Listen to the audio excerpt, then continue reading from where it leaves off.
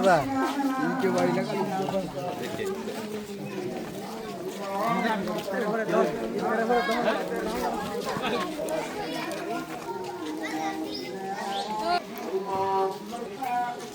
আমি অনুরোধ করবো যে যেভাবে যারা দিচ্ছেন তারা তো দিচ্ছেন আরো দেওয়ার চেষ্টা করবেন, আর যারা দেন নাই তারা যেন আমরা অতিথি দিয়ে দিই।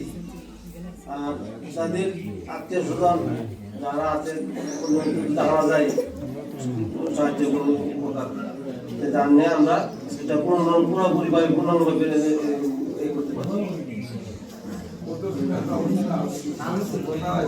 মোরা রাহেনের সাথে সমন্বয় করিয়া দেশা বিক্রি ইয়া করো, রাহেনের বাট আছে রাহেনের সাথে সমন্বয় করিয়া মসজিদের সম্মানিত অবস্থানে গেলাম। আসসালামু আলাইকুম। আমরা দীর্ঘদিন অন্যত্র নামাজ আদায় করার পর আপনাদের সহযোগিতায়, সবার সহযোগিতায়, মহান আল্লাহ রাব্বুল আলামিনের পরম করুণাতে আমরা নতুন মসজিদে এসে জুমার নামাজ আদায় করার প্রস্তুতি নিয়েছি। আমরা সবাই বলে আলহামদুলিল্লাহ। আমরা দীর্ঘদিন চেষ্টার পর সবাই মিলে এই মসজিদের এই পর্যায়ে আসার পরে এখন আমাদের কারো কারো টাকার কিছু বাকি রয়েছে, দেওয়ার বাকি রয়েছে। আমরা যথাযথ চেষ্টা করবো যত তাড়াতাড়ি সম্ভব আমরা টাকাটা দিয়ে দিব।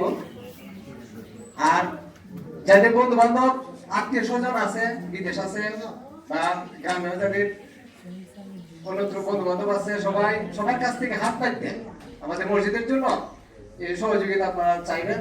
আর যাদের বিদেশ আছে তাদের সাথে যারা থাকে সবাইকে বললেন, অনেকেই আছে তাই তো প্রত্যেক ঘরে ছেলেদের বিদেশ থাকে, বলে দিলে যে আমাদের একটা মসজিদ আছে ওখানে আপনারা কিছু দান করলে ভালো হয়।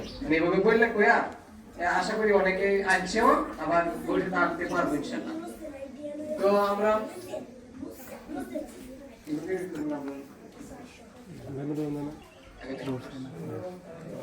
আর আপনারা জানেন যে আমরা একটা জমি মসজিদের আমরা বিক্রি করছি, ওইখানে 8 লক্ষ টাকা।